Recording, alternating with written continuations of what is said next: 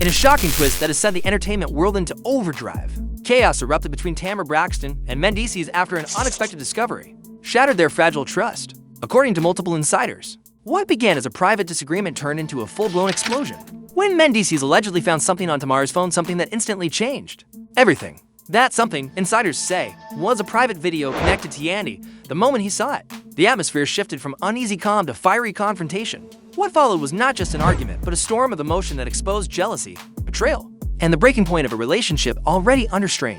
Eyewitnesses described the scene as pure chaos. Tamar's voice trembled between anger and disbelief, while Mendeecees, consumed by a surge of emotion, reportedly lost control. In that moment of fury, he grabbed Tamar's phone and smashed it to the floor, shattering both the device and the fragile sense of trust that held them together. The act wasn't just physical, it was symbolic, a public display of heartbreak, frustration, and the unraveling of two people whose private lives had become inseparable from their public personas. Within minutes, word spread like wildfire. Social media exploded with speculation, fan theories, and raw emotion. What was on that phone became the question everyone was asking. Some claimed it was jealousy, others believed it was betrayal, but no one could deny the tension that had been simmering for weeks between the two stars. The destroyed phone became the symbol of everything that had gone wrong, the intersection of love, loyalty, and suspicion. Tamar, stunned by the intensity of Mendeecees' reaction, reportedly demanded answers. Her calm exterior barely concealed the hurt beneath. The destruction of her phone wasn't just about the video, it was about her privacy, her boundaries, and the invasion of trust she thought was unbreakable. As rumors spread, fans chose sides.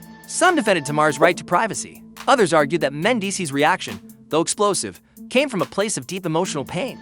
The world watches the story unfolded in real time across every major platform.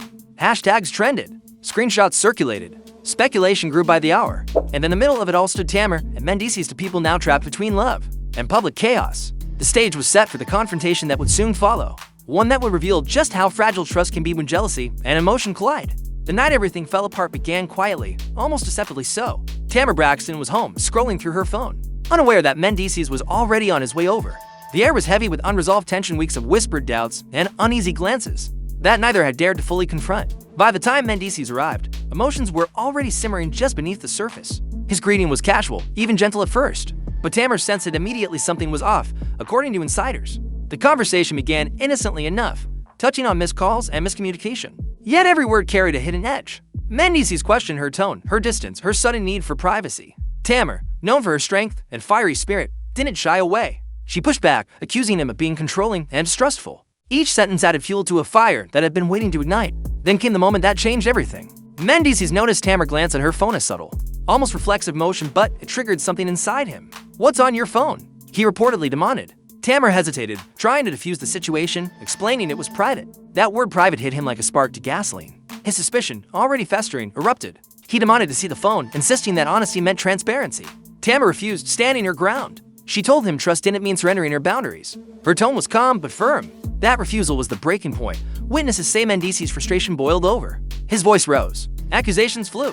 The apartment filled with shouting, each word cutting deeper than the last. Tamar defended herself, warning him to calm down, but the emotional storm had already taken hold. In a moment of raw, impulsive anger, Mendeecees grabbed the phone from her hands. Tamar tried to stop him, but the struggle ended with a sickening crash, the sound of glass shattering across the floor.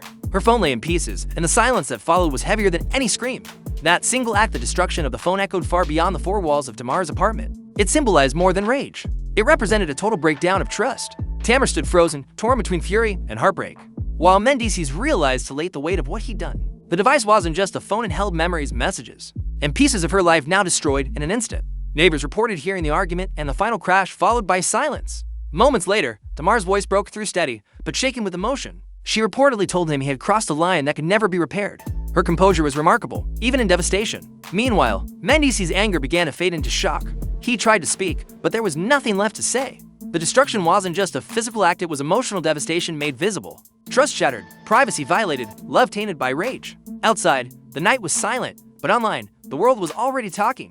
The story of the broken phone was out, spreading faster than anyone could control. Every comment, every headline added pressure to the already fractured relationship. What had started as a private argument had now turned into a public firestorm. And as the echoes of that night faded, both Tamar and Mendeecees were left standing in the ruins of what used to be trust, each wondering whether what was broken could ever be rebuilt, or if this was just the beginning of something even more explosive to come. The moment the phone shattered, silence filled the room, a silence so heavy it almost drowned out everything else. Tamar stood frozen, staring at the fragments scattered across the floor. The sound of breaking glass still echoed in her mind. replaying like a nightmare she couldn't escape. For a few moments, neither she nor Mendeecees spoke. The tension was suffocating. What had just happened felt surreal, to Rada process. When she finally found her voice, it was calm but trembling with disbelief. "You didn't have to do that," she said softly, each word cutting through the stillness. Mendeecees didn't respond. His anger had burned itself out, replaced by a hollow mix of regret and confusion. The reality of what he'd done began to sink in, but the damage was already irreversible. Tamar, struggling to hold back tears, turned away. The trust they had built over years had been crushed in seconds. Her phone, her private space, her connection to the world was gone. More than that, her sense of safety had vanished with a dot within hours. The story began to spread among close friends. Calls were made, messages exchanged. People wanted to know what had really happened. Tamar's inner circle was quick to rally around her, urging her to stay calm, but also to protect herself. Some were furious on her behalf, demanding she take action. Others advised patience, warning her not to let emotions guide her next move. The divide among her friends mirrored the larger debate that was soon to erupt online. Where did the line between love and control truly lie? By the next morning, whispers of the incident had reached gossip blogs and fan pages. Posts began circulating, claiming that the argument had been triggered by a private video, one connected to Yandy. That revelation turned the entire narrative on its head. Suddenly, it wasn't just about broken trust between two people. It was about a third name now tangled in the web of jealousy and speculation. Fans were stunned. Why was Yandy's name involved? What was in that video? And how had it ended up on Tamar's phone? Theories spread like wildfire. Some claimed the clip was harmless. Others hinted at secrets that could shake friendships to their core. Neither Tamar nor Mendeecees spoke publicly, leaving room for endless assumptions. Each silence, each delay, only fueled curiosity. On social media, debates raged. Was Tamar's privacy violated? Or did Mendeecees have a right to know what was hidden from him? Influencers and bloggers dissected every detail. Clips from their past interviews resurfaced. Old social media posts were re-examined for signs. The public treated the fallout like a puzzle, each trying to piece together motives and meanings. Meanwhile, Tamar withdrew from the spotlight. She needed space to breathe, to think, to decide what her next step would be. Behind the scenes, she was surrounded by friends who encouraged her to focus on healing rather than confrontation. But no matter how she tried to move on, the world wouldn't let her forget. In the background, the name Yandy grew louder. Her connection to the situation transformed the incident from a private clash into a full-blown scandal. What was once a personal heartbreak had now become a public storm. And neither Tamar nor Mendeecees could stop it. For Tamar, the video's exposure was humiliating. It wasn't her secret, but it lived on her device, an innocent connection that turned catastrophic. Yandy, realizing the chaos her clip had caused, was reportedly devastated. Friends described her as heartbroken and blindsided, struggling to process how something so small had become the epicenter of a public crisis. Her silence added fuel to the rumors, leading some to question her motives. Was the video truly innocent? Or was there something deeper the public wasn't seeing? The media pounced on the uncertainty. Headlines speculated about Yandy's involvement, painting her as both victim and villain. Commentators debated whether she owed Tamar or Mendeecees an explanation. Every blog post, every reaction video turned her name into a trending topic. What had once been a private matter among three people had now evolved into a narrative of betrayal, miscommunication, and public spectacle. Emotionally, the trio became entangled in a web that none could escape.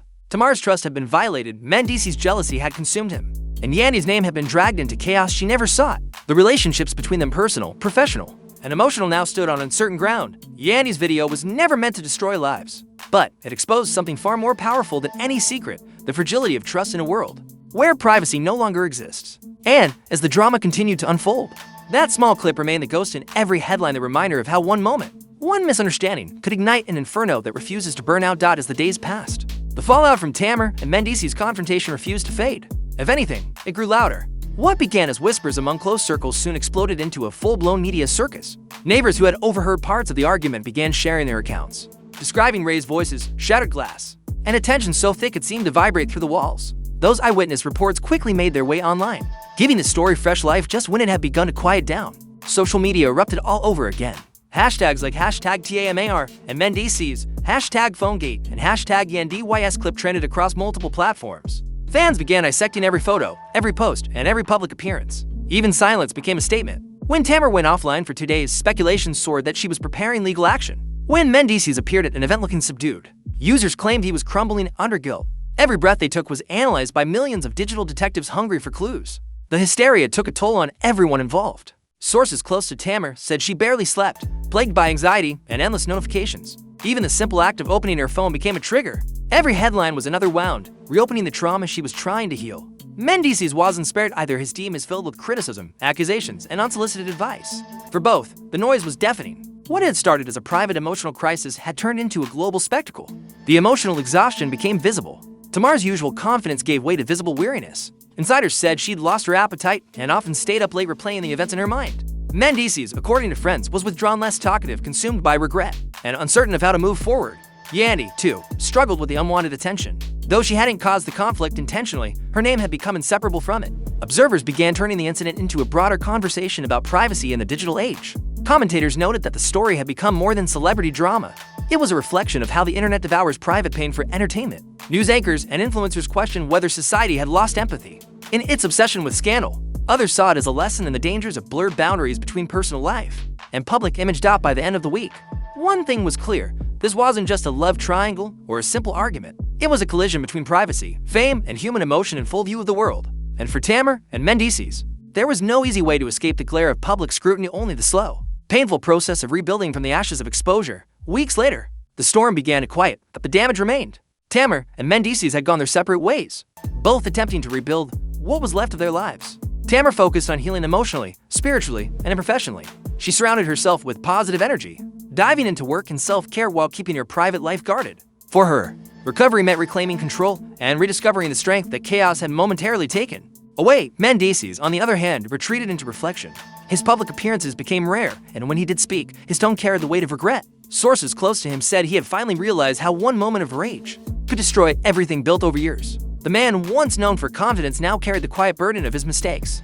In separate worlds but shared silence, both seemed to understand that what happened had changed them forever. The trust they once had was gone, replaced by lessons about boundaries and respect. What began as jealousy had revealed something deeper: how easily love can turn toxic. When communication fails, media coverage shifted from gossip to analysis. Experts discussed how relationships in the public eye often collapse under constant scrutiny. Psychologists spoke about emotional regulation and the importance of respecting digital privacy. Fans began reflecting too, acknowledging that while drama entertains, it also exposes how fragile human connections can be. Tamar emerged as a symbol of resilience, her story becoming a cautionary tale about self-worth and the courage to walk away. Mendeecees' narrative, meanwhile, evolved into one of accountability and reflection, a reminder that apologies mean little without change. Yandy, though caught in the crossfire, used her platform to advocate for boundaries and responsible communication, reminding everyone how a single misunderstanding can spiral out of control. In the end, the saga became more than a scandal.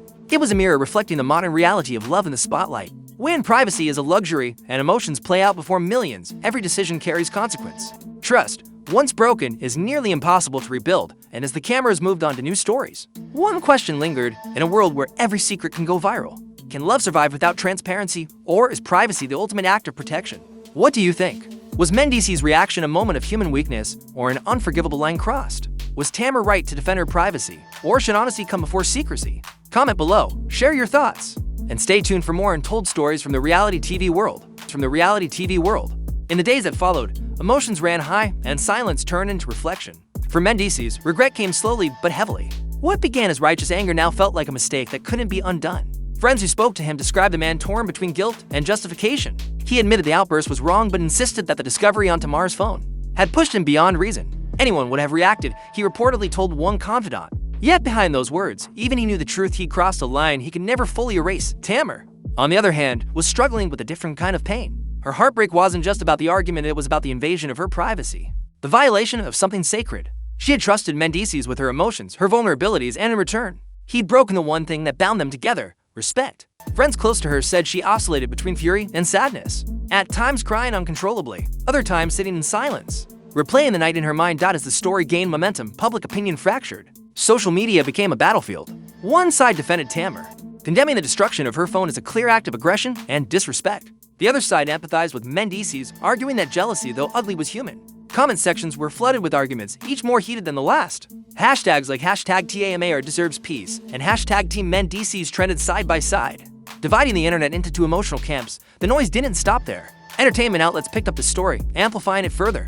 Every headline added pressure. Every podcast speculated about the mysterious Yandy video. Some claimed it was innocent. Others whispered it was explosive. Yandy herself remained mostly silent, though sources say she was blindsided by the attention, realizing her name had been pulled into a drama she never intended to ignite. Influencers and commentators weighed in, turning the situation into a debate about boundaries and respect. Some described it as a lesson in emotional control, while others said it exposed how easily love can turn toxic when trust breaks down. This isn't just gossip, one commentator said. It's a reflection of how privacy and passion can destroy people when they mix. Meanwhile, both Tamar and Mendeecees were forced to live under the weight of exposure. Every social media post they made, every like or story view, was analyzed for hidden meaning. Tamar's silence spoke volumes, interpreted as strength by some and avoidance by others. Mendeecees' few public comments were scrutinized word by word. Privately, he tried reaching out, hoping to explain himself. But Tamar wasn't ready to listen. The emotional wound was too fresh, and every conversation felt like reopening it. Friends urged her to focus on herself to reclaim her peace, her privacy, and her power.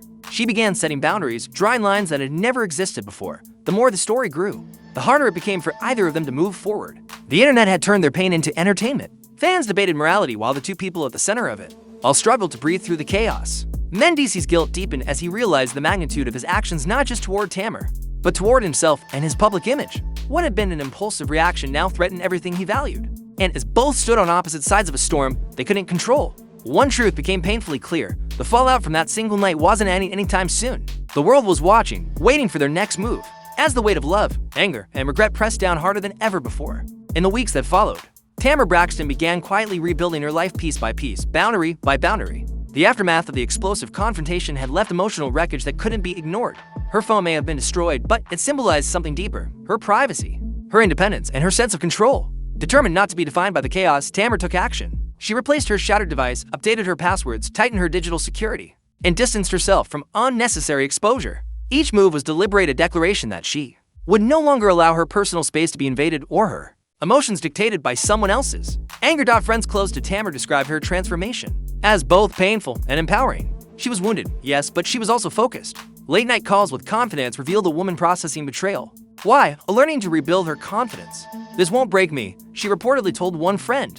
Those around her became her shield, family members checking in daily, colleagues handling her public appearances, and close friends encouraging her to focus on self-preservation. While Tamar maintained her signature composure in public, those who knew her best could see the emotional scars beneath the surface. Meanwhile, Mendeecees was waging a very different battle, one for his image, his relationships, and his conscience. What had started as a moment of uncontrolled anger had spiraled into a public relations crisis. His silence was no longer seen as strength. It was being interpreted as guilt. Advisors urged him to address the situation directly, to issue a statement or apology before the narrative solidified against him. Reluctantly, he agreed.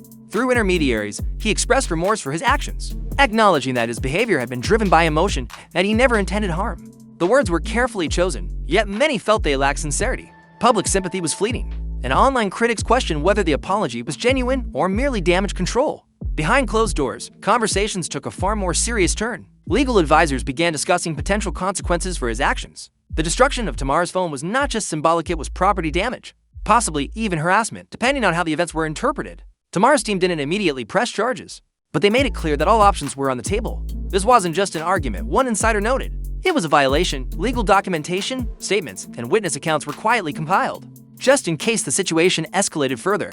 Mendeecees' camp scrambled to contain the fallout. His publicist drafted statements emphasizing accountability and personal growth, while his attorney worked behind the scenes to open a line of communication with Tamar's representatives. The goal was simple: avoid litigation and, if possible, reconciliation. Yet, the damage went beyond broken glass. Trust had been shattered, and even if no court case ever materialized, the emotional trial had already begun. As Tamar rebuilt her privacy, her inner circle pushed her to consider the long-term implications. Some urged her to press charges, arguing that setting legal boundaries would send a message. Others advised restraint, fearing it might ignite more chaos or fuel the media frenzy. Tamar herself was conflicted.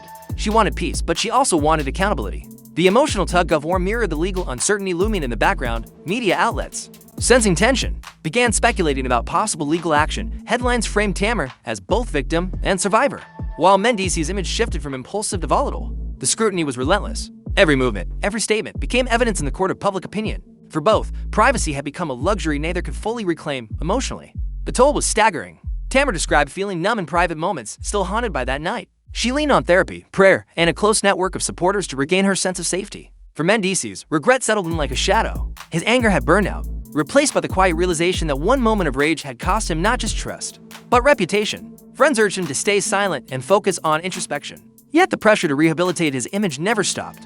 What began as a personal explosion had now transformed into a slow-burning conflict, fought on fronts emotional and legal. Tamar stood firm, redefining her boundaries and reclaiming her power, while Mendeecees struggled to prove that he could change. Every decision, every public move carried consequences. The line between personal reconciliation and legal confrontation grew thinner by the day. And beneath all the chaos, one question continued to haunt both sides. How had a single hidden video caused so much destruction? At the center of the storm lay the video, Yandy's video, the spark that had ignited the explosion. What began as a private clip shared between friends had spiraled into the root of a scandal that none of them could have foreseen. Sources close to Yandy insisted she never intended for the footage to cause conflict. It was private, harmless in context, yet devastating once taken out of it. Still, in the heat of jealousy and suspicion, the discovery became a weapon, a symbol of mistrust that tore through every bond between them. When Mendeecees saw the video on Tamar's phone, he didn't see context. He saw betrayal. Rumors claimed the clip included moments that could be easily misinterpreted. Something personal enough to provoke emotion but ambiguous enough to breed speculation. His reaction wasn't just to the content itself, but to the idea that it had been hidden from him. That secrecy festered in his mind, feeding insecurities and assumptions until anger became the only outlet.